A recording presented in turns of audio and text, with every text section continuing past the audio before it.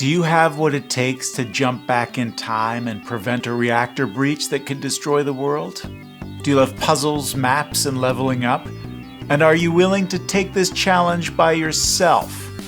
Then grab your dry erase marker and let's see if Time Fenix is the game for you.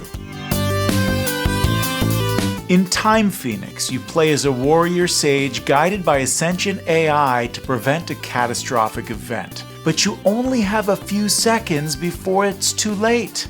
Your guide helps you loop back in time, diving deeper into an underground facility to gain enough crystals, power-ups, and abilities to stop the horrible event. Each level is a dry erase map presenting a new puzzle to solve, filled with monsters, obstacles, and opportunities. You choose your path every step of the way, unlocking keys and abilities to give you deeper access to the facility and greater rewards. It's like you're drawing your way through each maze to get to the treasure at the end. But you can't just go from point A to point Z. There are obstacles along the way. You have to find a way from A to point B, C, or D to get certain power-ups that let you get to point E, F, or G that ultimately get you to point Z. Yeah. The puzzle of the map unlocks as you go. Your player board tracks stats and inventory. Your growing card deck allows you to summon helpful keys and materials to solve each level. And your campaign sheet tracks your permanent upgrades, abilities, and completed levels as you go. For each new level, you read the conversation in the storybook, which consists of a conversation between you and Sensei, your sentient AI.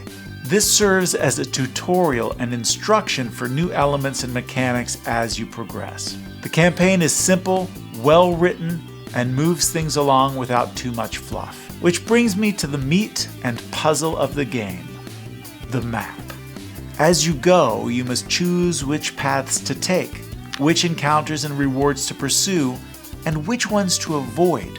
There seem to be many possible paths on each level. The end goal of each map is represented by a crystal that unlocks a new power-up and the next level of the facility. Use your dry erase marker to cross off creatures, obstacles, and used power-ups, opened doors, and anything that's in your way. You're free to travel to any place on the map you've unlocked. This allows you to solve one area first, and then double back to another area whenever you're ready. This is the puzzle of the game, and crossing off completed obstacles is a tactile experience that I really enjoy, and everything gets harder the deeper down you go. The puzzle is fun and challenging. Where to go first? What's the best path?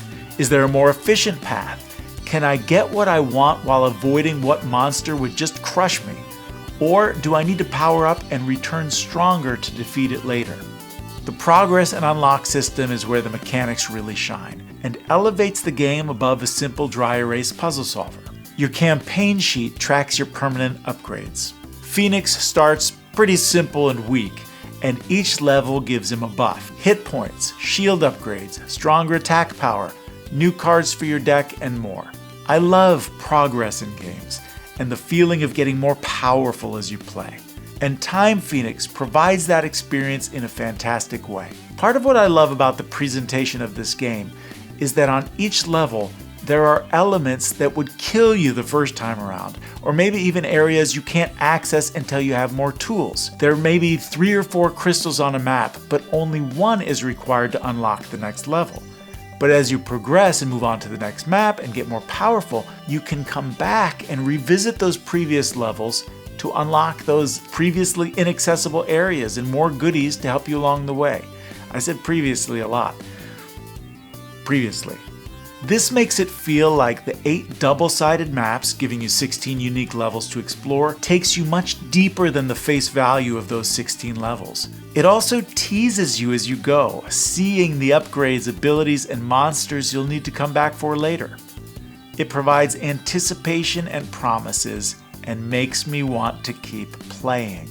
Oversized monster cards, or manifestations as they call them, have an attack and defense chart that makes calculating combat encounters super quick and easy. If you like long, drawn-out combat, you won't get that here.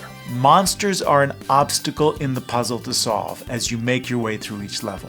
The campaign book leads you into the game so you can get started right away. It adds some flavor and story while teaching you the game, all in a way that didn't overstay its welcome. Lately, I don't like campaigns. I don't have time to commit to a massive campaign game, but the campaign in Time Fenix is an exception. To me, it feels less like a campaign and more of a simple progression with some light story baked in. Every puzzle unlocks the next. And the writing is pretty good. Each level in the storybook helps you along the way by introducing new concepts and mechanics in a simple but engaging way. The components in this prototype copy are excellent. Dual-layer player board, chunky tracker cubes, thick cardboard tokens, oversized monster cards, and my favorite, the key cards. These look and feel amazing. The different shapes are helpful for colorblind players, and they really add to the tactile experience of the game. The campaign tracker pad comes with a lot of sheets to go on a lot of campaigns. And since the puzzle solving and leveling up is the bulk of the experience, spoilers aren't really a problem that will prevent you from wanting to play through the puzzles again. At least that's been my experience. I found this game much more engaging and addictive than I had imagined it would be. It's just fun to choose paths, power up, and even fail, and start the map over. There's a feeling of growth and progression designed into the game that's very satisfying to me. If you can't stand dry erase games, Time Fenix may not be for you.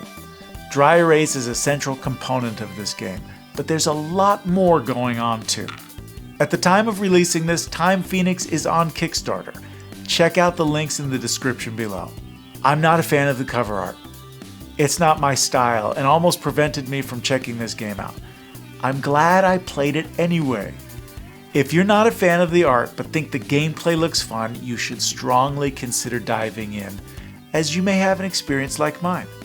And this is a prototype copy and the final art may change. I like the look of all the maps, the iconography, monsters, and card art, which I found much more to my artistic tastes. I just went on a trip with my family. We brought a bunch of games, and I played Time Fenix the most for two reasons. First, it was hard to get other people to play with different schedules, and I could play this by myself.